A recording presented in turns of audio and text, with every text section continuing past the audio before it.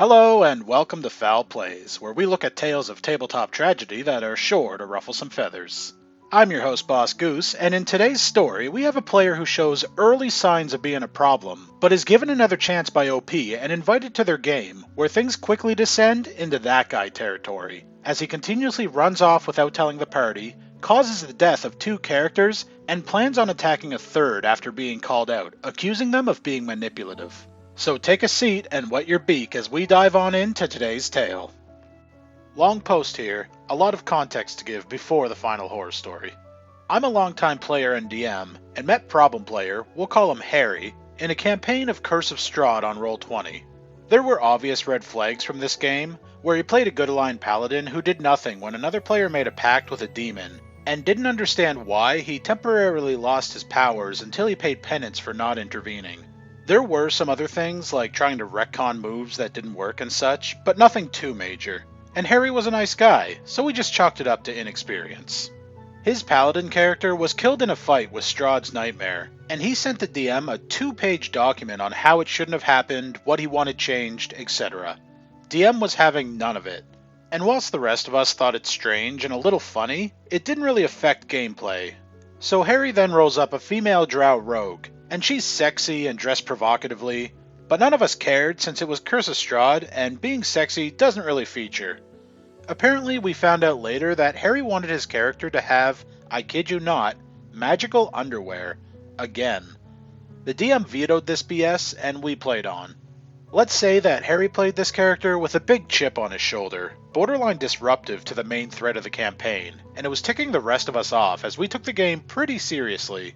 It was heavy on RP, and encounters were deadly, so although we had fun together and there were jokey moments, it wasn't a kind of goofball session. Harry didn't seem to pick up on this, or the rest of our character's annoyance, until a blind priest we had been working with was killed one night in his sleep. We then found out it was Harry's drow PC that killed him, and he didn't seem to care about the impact or fallout. Needless to say, this evil act which helped Strahd meant the drow was our enemy, and one of the players used a Shadow Mirror assassin to kill her. Harry was super pissed, but the DM saved us from his backlash by kicking him from the campaign. He had discussed behaviors, etc. several times during the course of the campaign, so this was just the final straw. As I liked Harry, I kept in touch, and even had him participate in a campaign I ran, but the same problems started to creep into that game. Eventually his behaviors started to put off some of the other players. But as I had a lot of games and commitments at the time, I decided to consolidate 3 games into 2, and Harry wasn't one of the players who I migrated. We kept in touch via Discord, and I played in a couple sessions he ran, which were overall fine. I went through some personal stuff, which meant I cut down to running just my long-term game of 1 session a week. After a year or so, I missed playing a PC, so I joined a game of Dungeon of the Mad Mage, which turned out to have a really nice DM and group overall. The DM put some ground rules. No evil PCs, as he didn't want them messing up NPC interactions or creating PvP situations. All good stuff. I was having fun, and we meshed as a group straight away. Unfortunately, a couple of guys had to step away due to real-life commitments. But as we were a large group of 6 PCs, we decided to only replace one of these. The DM asked if we knew anyone, and yes, against my better judgment, I suggested Harry. You see, over the years since the 2 bad experiences, I thought Harry had matured a lot with playing, and he came across as a genuinely nice guy, and we kept in touch on and off via Discord. So Harry joins us, playing a Wood Elf Ranger that we bump into in Undermountain. Now, quick history, our group backstory was that my character had put together the adventuring group to explore Undermountain. As 2 members left, when we bumped into Harry's character during a fight, we added him to the group. Fights went well. Harry's ranger was a sharpshooter and had Colossus Slayer, so could do big ranged hits. He took a level in Rogue too, so was piling on the damage per round. But then came the problems. We had a bard in the party who often acted without thinking, not checking for traps, just opening doors, etc. Which was kind of his thing and got us into a few scrapes, but it wasn't a huge problem. He was one guy and we knew what he was like, so we would watch what he was doing. Now, Harry's ranger starts to just wander off as well, not telling people what he's doing or where he's going. And Harry's response is, "Oh, I'm just being a ranger, it's what we do." This kind of ticks off my character, who sees it as his responsibility to keep the group together, and he's already watching one member. He points out that scouting is fine, we just need to know when and where he's doing it. Yeah, like you listened to that. Things escalated quickly after this. I may get the order wrong between the first couple, but it really doesn't matter. We're exploring and find some rust monsters, but they're unthreatening, so we leave them. And another room with were-rats in it that we get out of without them seeing us is magically locked behind us. Dean then gets us into a fight with some Nothics, like 5 of them. No problem, we're all together. Wait, where's the ranger? He'd wandered off and was shooting arrows at the rust monsters down another corridor. Eventually he hears us fighting and makes his way back for the last couple rounds of combat. My character asks for an explanation, and he just says he was doing what rangers do, just playing his character. Less than impressed, my character explains that there was no threat there, and we could have done with his help. The bard got seriously injured and could have died.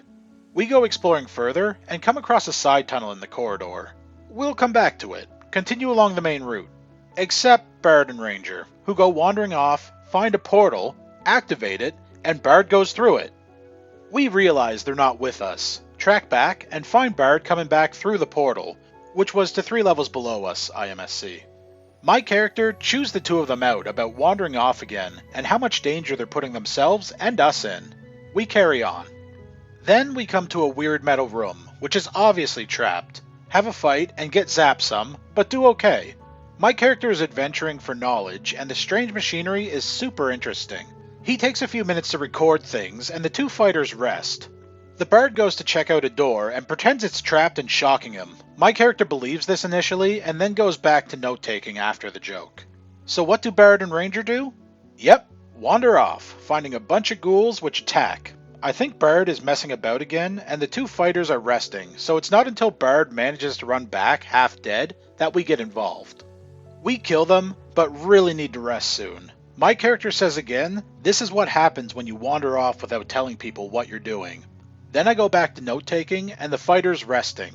And yes, you guessed it, Bard and Ranger wander off further. This time, they run into a kitchen with animated cutlery. Everything just goes about its business until Bard tries the soup, and the objects attack, and they're fucking hard. They also disturb a spectre, and TLDR, Bard is killed by the spectre and Ranger runs back to the fighters, and the stuff is taken down. I don't get there until it's all over, it was that far away. And when I see Bard is dead, my PC goes ape at Ranger, having warned him multiple times. He just plays dumb. We make the decision to go back to the yawning portal immediately to see if Bard can be revived. To do that, we need to go past this big goblin watchpost, and we're not in the best shape. We manage to recruit a couple bugbears from a rival faction to help us, but as we start up the stairs, Ranger refuses to go back to rest. With our party seriously weakened, we manage to do okay until 2 Ettins show up. Problem is that they're fast because of their size, and we're dragging a corpse with us. We do our best to slow them down, but our Warforged fighter takes a ton of damage, to 1 HP, with both Ettins on him. I ask him for our bag of holding, which has the loot we were going to use to raise Bard, and he gives it to me to allow me and the other fighter to escape. We get away, Warforged is killed, and so we're 3 down when we make it out, and we decide to do shopping, recruiting, and RP in Discord before the next session. So Fighter and me split loot, decide to delay raising Bard, player isn't sure he wants to play them, so we had Gentle Repose cast by a local temple to give us time, and agree that Ranger is no longer part of the group, and largely responsible for the death of our Warforged, and equally responsible with Bard for Bard's demise. My character says he'll draw up a code of conduct to prevent this from happening again, which I do, and post in chat. Ranger makes it out 4 hours after our characters, and is immediately on our cases, defending how right he was, and how he was just being a ranger, and taking no responsibility at all. He refuses to sign the code, saying he doesn't trust my character, and that I'm trying to dictate and who put me in charge. Even though I put the group together, was kind of thrust into the leadership role by the other PCs, and have the code always talk about majority decisions by vote, etc. Out of character, Harry and I exchange a few notes, because at the end of the day, we just need the PCs to get back together so we can get on with the next session. I think we've reached an agreement between us, but when I read Ranger's in-character notes, nothing has changed. This descends into a massive row between the 2 characters, to the point my PC says that if it's personal, we could settle things between us in a fight, but then cools down and makes changes to the code. But Ranger still won't sign, now saying there's nothing in the contract, as he calls it, to stop me manipulating people's minds. As a player. I'm mystified where Harry is going with that, and I'm trying to think of ways my PC would conceivably resolve this. But then more insults fly and my character walks away. Harry then states that he is following me stealthily and firing 2 arrows into my back, gaining advantage and sneak attack too. We'll resolve this in session. I'm like, what? Really? I try to point out that the DM doesn't want PvP, and though the characters were being dicks to each other, an unprovoked attack in the middle of the yawning portal at breakfast was basically the end of our characters and would ruin everyone's fun. He basically said he was completely justified, and it was my fault we'd got to that because I was insulting, even though he'd been equally insulting, including insulting my mother. There's more holes in this contract than your mother's contraceptives. Which my character would never forgive since his mother was killed in front of him when he was young. But I shouldn't take it personally.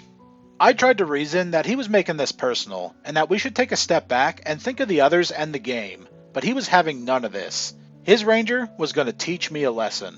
I reached out to the DM to explain the situation and say that I wouldn't be able to play with Harry anymore, so would step away from the group and apologize for inviting Harry and causing the situation. I felt responsible. DM reviewed and spoke to Harry, then kicked him from the game. Apparently after discussion, he said it was obvious that either he didn't understand the social contract we make in the game, or he was just being an arse. Turned out, he had also caused some issues in the larger Discord chat, PMing all the females, and only the females, in the group under tenuous reasons, which made some of them feel uncomfortable. Apparently one of their BFs saw this and tore him a new one, so it stopped. I unfriended Harry at that point, as I'd felt I'd given him so many chances to change, and he just couldn't see past himself. In hindsight, I kinda wish I'd waited until he played out the combat though. See, what he didn't know was my character had a dagger of warning, so he couldn't be surprised, and has advantage on initiative. He's also an inquisitive rogue/wizard, so with an insight check versus deception, he gets sneak attack without needing advantage. And he's built with a huge modifier. So his ambush would have turned out very poorly for him as a ranged character.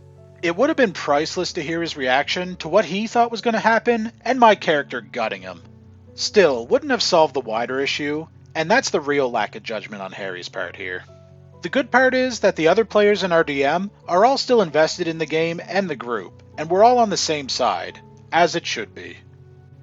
Here we have another case of it's what my character would do syndrome. I've said it before and I'll say it again, I hate this excuse.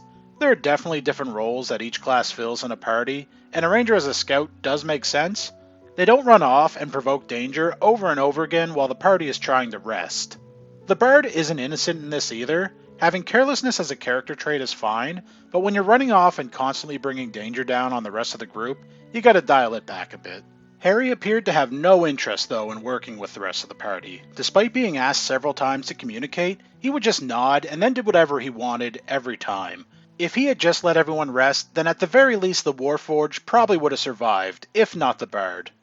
I do think OP should take partial responsibility for the PvP thing. The DM laid out the rules right at the beginning that it wouldn't be tolerated, so being the first one to suggest it may have put the idea in Harry's head, even if it was walked back afterwards. That's not to excuse Harry's choices, I'm just trying to be fair, and Harry is definitely the one that pushed things too far, not willing to compromise and planning a sneak attack.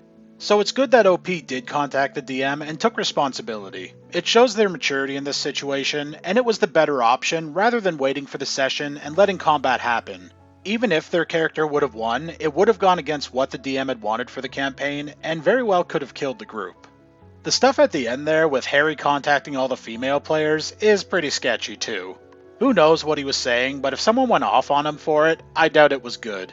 It just shows that there were more layers to this that guy onion, and luckily he was dealt with before they could be further revealed. Anyway, thanks for checking out my video and sticking around till the end. I hope you enjoyed yourselves. I upload new content every Tuesday, Thursday, and Sunday, so make sure you check out my channel for more D&D stories. And if you like this video, go ahead and hit that subscribe button and leave me a goosebump in the comments below. The support is greatly appreciated. But until next time, be good players.